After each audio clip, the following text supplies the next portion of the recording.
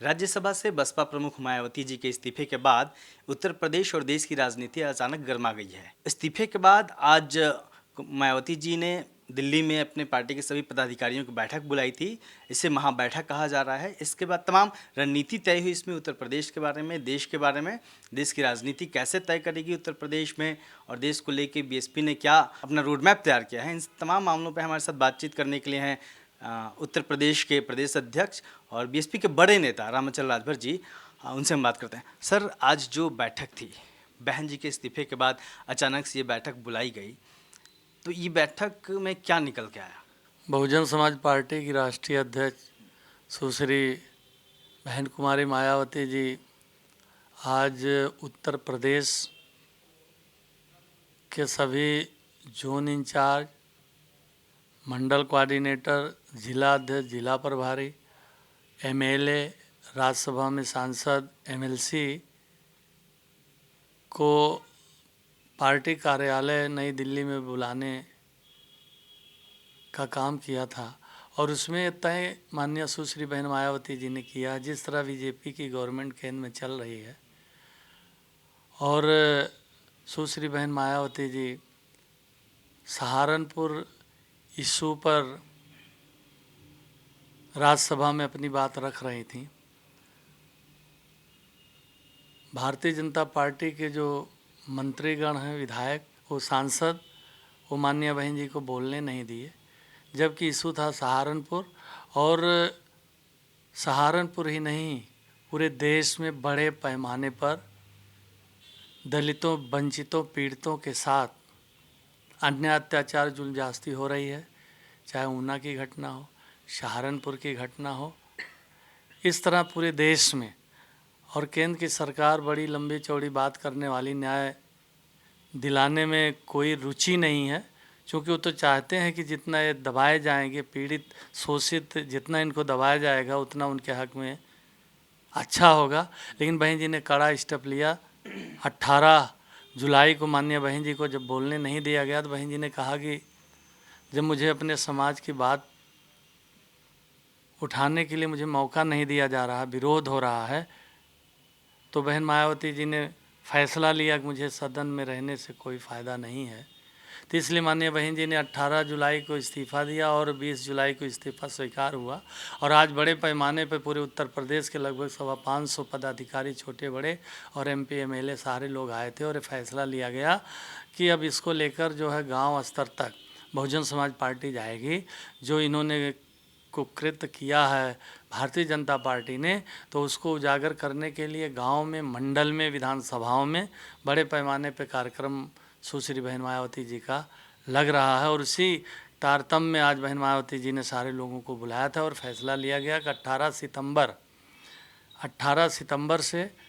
18 मंडल है यूपी में, 2-2 मंडलों को मिलाकर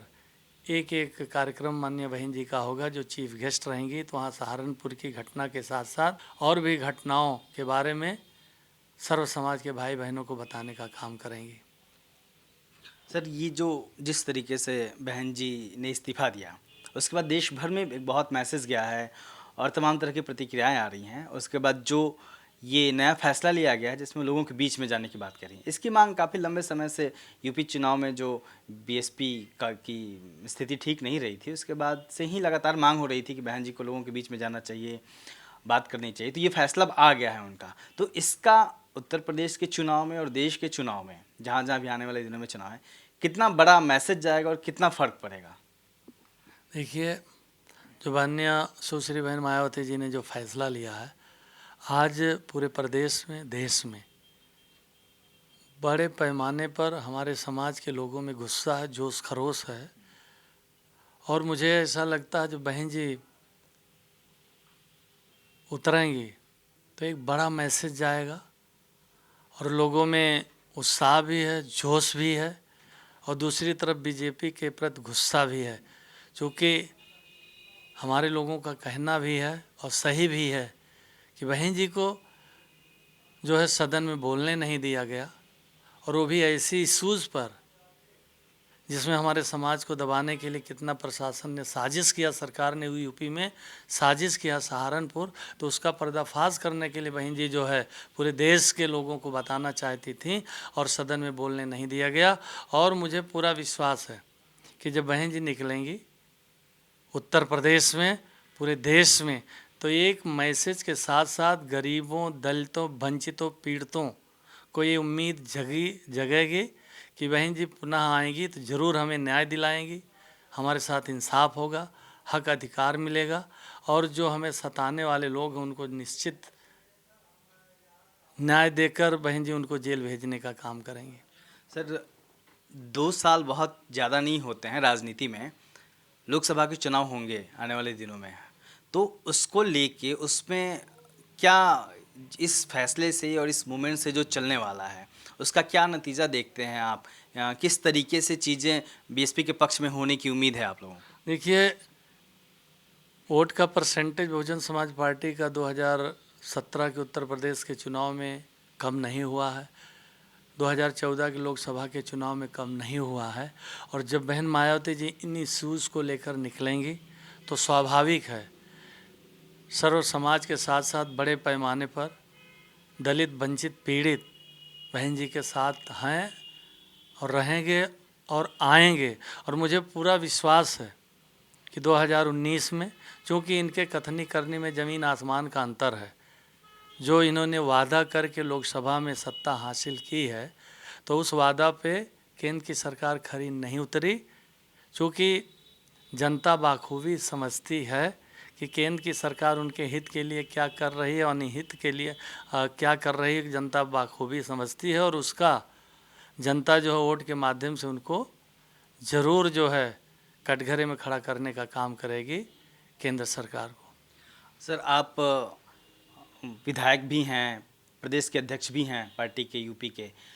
जिस नाते आपकी जिम्मेदारी ज़्यादा बढ़ जाती है। सर उत्तर प्रदेश की विधानसभा में योगी जी ने पिछले दिनों जो बजट पे भाषण दिया तो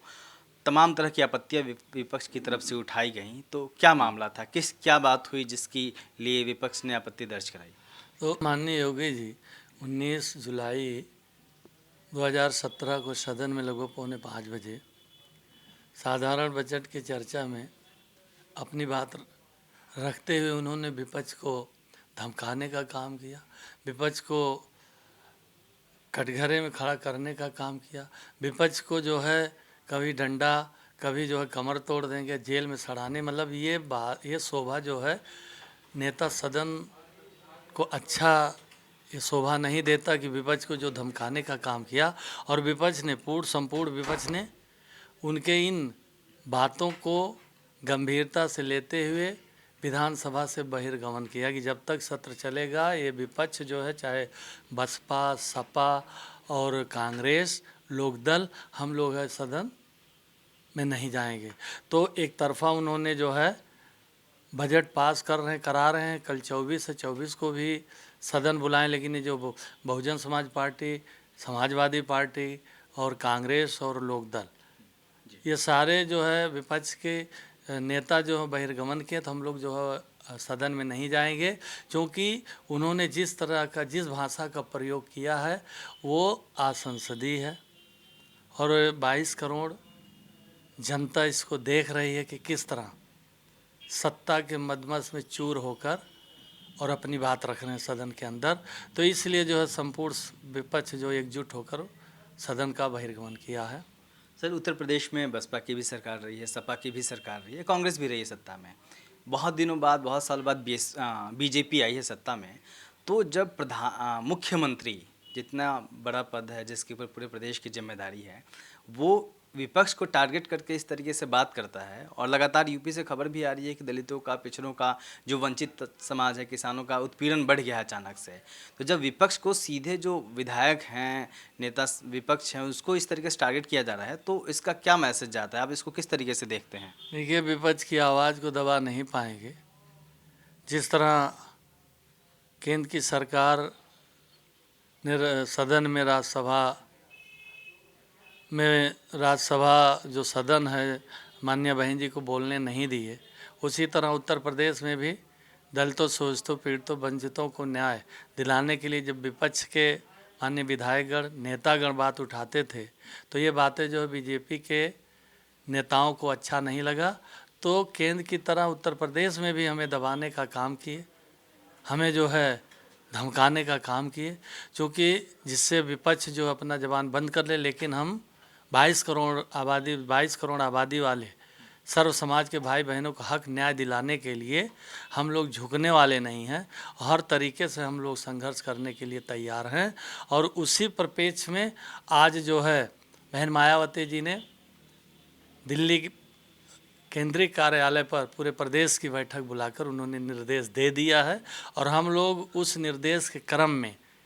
उन कार्यक्रमों को बढ़ चढ़कर तैयारी करने के लिए अब जुट जाएंगे, जिससे एक बड़ा कार्यक्रम हो, उसका मैसेज पूरे देश में जाए, पूरे प्रदेश में जाए, और आने वाले 2019 में जिससे बहुजन समाज पार्टी को सफलता मिले। सर आखिरी सवाल, आप उत्तर प्रदेश के प्रदेश अध्यक्ष हैं, बड़े नेता हैं आप, बहन जी ने क्या आप लोगों से कुछ खास बातें कही, या फिर प्रदेश अध्यक्ष होने के नाते जिम्मेदारी आप लोगों की ज़्यादा बढ़ जाती है जब वो हुआ है, तो किस तरह की तैयारियां रहेंगी? देखिए, बहुजन समाज पार्टी के जितने भी छोटे बड़े पदाधिकारी हैं, कार्यकर्ता हैं, प्रोग्राम के डेट आने के बाद वो जो है बूथ स्तर तक लग जाएंगे और सर्व समाज के बीच में जा जाकर बहन जी के कार्यक्रमों को बताने का काम करेंगे, जिससे कि सर्व समाज के लोग आएँ और बहन जी की बात को सुने कि बहन जी क्या कहना चाहती हैं, क्या रखना चाहती हैं दलितों, पिछड़ों, वंचितों में और धार्मिक अल्पसंख्यकों के लिए, गरीबों के लिए। तो आज से ही हमारे जितने भी पदाधिकारी आए थे वो कल से लग जाएंगे। फ़ोन से बात हो गई, लोग फ़ोन से भी बात कर रहे हैं कि जिससे कि बढ़ चढ़कर तैयारी हो और एक मैसेज पूरे देश में जाए, पूरे प्रदेश में जाए। कार्यकर्ताओं के लिए कोई मैसेज दलित दस्तक के देखिए, हम माध्यम तो से? कार्यकर्ताओं को धन्यवाद देते हैं और इस कार्यक्रम में निवेदन करते हैं कि पूरी दमदारी के साथ लग जाएं, जिससे प्रोग्राम सफल हो, और जिनकी सरकार हो उनको ये मालूम हो कि अगर हम इनको छेड़ेंगे, अगर हम इनको दबाने की कोशिश करेंगे, अगर इनके साथ हम अन्याय, अत्याचार, जुल्म जास्ती करने की कोशिश करेंगे, तो ये लोग सड़क पर उतर कर जवाब देने के लिए तैयार हैं। तो उसी क्रम में ये जो कार्यक्रम प्रारंभ होने वाला है, तो मैं पूरे विश्वास के साथ कह सकता हूँ कि जितने भी कार्यक्रम होंगे एक से बढ़कर एक होंगे।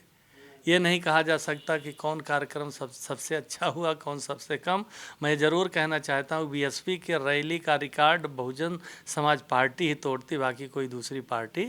नहीं तोड़ पाती। ये थे हमारे साथ रामअचल राजभर जी, जो उत्तर प्रदेश में बहुजन समाज पार्टी के अध्यक्ष हैं, पार्टी के एक बड़े चेहरे हैं। कैमरामैन अनिल के साथ मैं अशोक दास, दलित दस्तक।